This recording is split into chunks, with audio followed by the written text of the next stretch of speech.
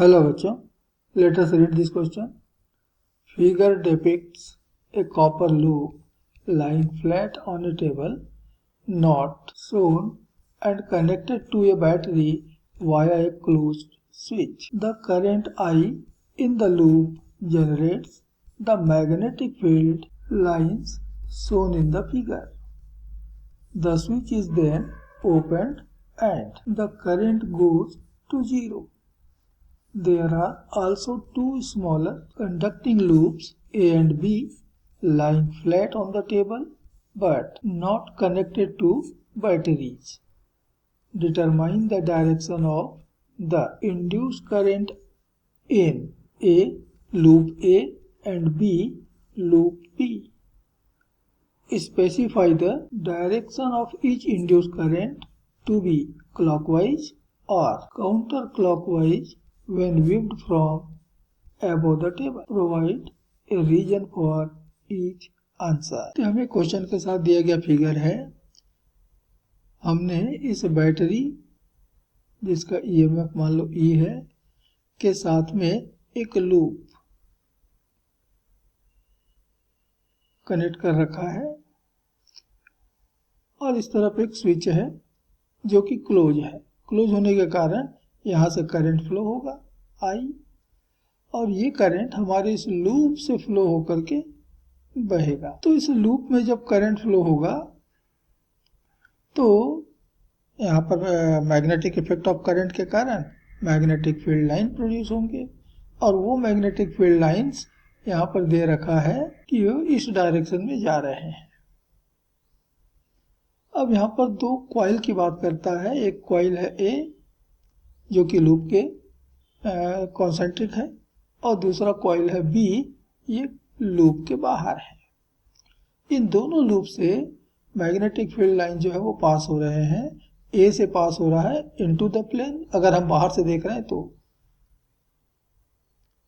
Observer इधर है above the table, तो उसने देखा कि कॉइल ए से ये जो लूप है वो अंदर की तरफ जा रहे हैं और कॉइल बी से ये जो मैग्नेटिक फील्ड लाइंस हैं वो बाहर की तरफ आ रहे हैं।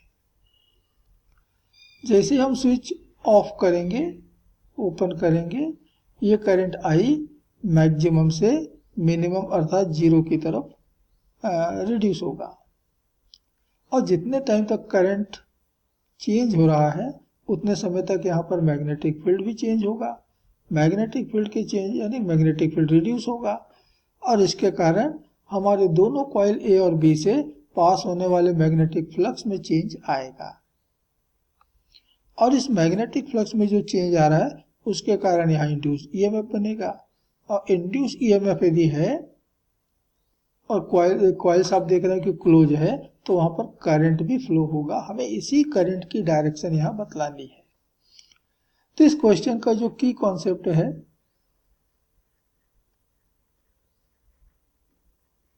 वह है लेंज लॉ।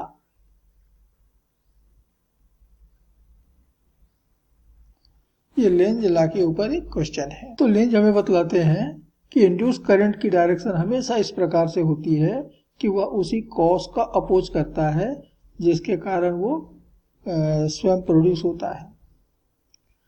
तो यहाँ ए और बी, कॉइल ए और बी में जो इंड्यूस करंट आ रहा है उसके पीछे रीजन है, उसके पीछे कॉस है मैग्नेटिक फ्लक्स का रिड्यूस होना। ए के लिए इनवर्ड मैग्नेटिक फ्लक्स यानी इनटू द प्लेन वाली मैग्नेटिक फ्लक्स, और बी के लिए out of the plane magnetic flux reduce हो रहे हैं। So when current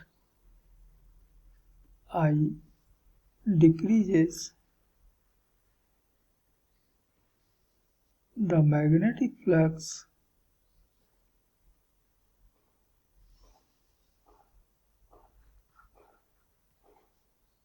passing through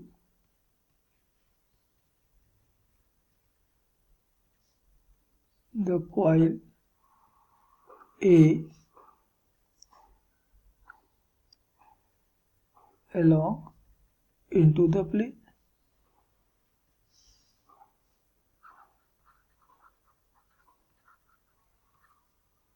and coil B along out of the plane.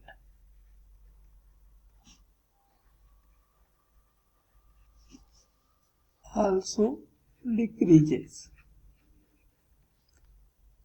Therefore, an EMF and therefore a current induces in the coils A and B. अब हम पहले coil ए में current की direction देखें तो in the coil A the induced current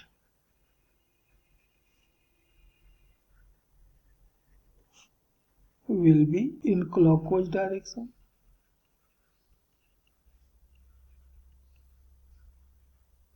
And in the coil B, the current is in counterclockwise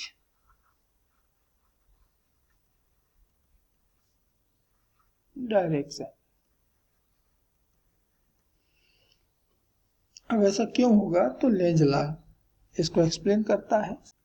तो coil ए से जब उसके भीतर जाने वाले ये मैग्नेटिक फ्लक्स रिड्यूस होंगे अर्थात फ्लक्स में चेंज आएगा तो ए में तो एक ईएमएफ इंड्यूस होगा. Whenever there is a change in magnetic flux passing through a coil or circuit, there is always an induced EMF.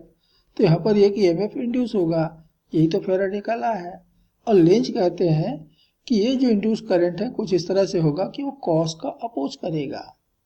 तो यहाँ पर जो कॉस है वो इनटू द प्लेन वाली डायरेक्शन में जो फ्लक्स है उनका रिड्यूस हो रहा है, कम हो रहा है. तो ए में करंट इस तरह से फ्लो होगी या इंड्यूस होगा कि वो उसको कम नहीं होने देगा, रिड्यूस नहीं होने देगा. तो कौन सा फ्लक्स रिड्यूस नहीं होने दे रहा है? इनटू द प्लेन वाली. तो इनटू द प्लेन वाली मैग्नेटिक फील्ड लाइन वो करंट प्रोड्यूस करे, इस तरह का करंट वहां पर इंड्यूस होगा. तो इनटू द प्लेन वाली डायरेक्शन में जो मैग्नेटिक फील्ड लाइन है वो क्लॉकवाइज करंट प्रोड्यूस करता है और इसलिए यहाँ जो करंट मिलेगा वो क्लॉकवाइज मिलेगा. तो वो क्लॉकवाइज करंट क्या करेगा? इनटू द प्लेन वाली डायरेक्शन में मैग्नेटिक फील्ड लाइन प्रोड्यूस करेगा और ये जो घट रहा है, कम हो रहा है, उसको कम होने से रोकेगा अर्थात अपोज करेगा. कॉइल बी में हम देख रहे हैं कि जो मैग्नेटिक फील्ड लाइन है वो आउट ऑफ द प्लेन है और करंट के कम होने के साथ साथ ये भी कम हो रहे हैं अर्थात मैग्नेटिक फ्लक्स में चेंज आ रहा है. मैग्नेटिक फ्लक्स में चेंज आया तो यहाँ भी इंडक्शन होगा, इंड्यूस ईएमएफ प्रोड्यूस होगा, इंड्यूस करंट फ्लो होगी. वो induce current according to Lenz law इस तरह से फ्लो होगी कि वो अपने ही प्रोड्यूस होने के कॉस का अपोज करेगा. तो प्रोड्यूस होने का कॉस है आउट ऑफ द प्लेन वाली फ्लक्स रिड्यूस हो रहा है, कम हो रहा है, उसको कम नहीं होने देना चाहेगा. तो क्या करेगा? उसी डायरेक्शन में फ्लक्स प्रोड्यूस करेगा आउट ऑफ द प्लेन. तो ऐसी कौन सी करंट है जो out of the plane magnetic field line देता है? तो वर्क होता है काउंटर क्लॉकवाइज और इसलिए कॉइल बी में जो है वो काउंटर क्लॉकवाइज डायरेक्शन में करंट फ्लो या इंड्यूस होगा. So according to Lenz law, induced current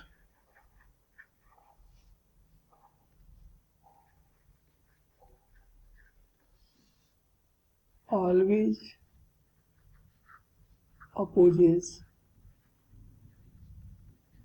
the cause which produces it.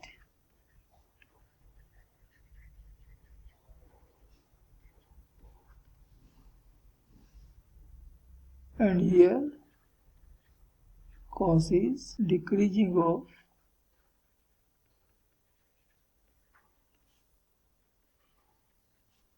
the magnetic field lines. through the coils. To oppose this change, the induced current in A must be in clockwise and in B in counterclockwise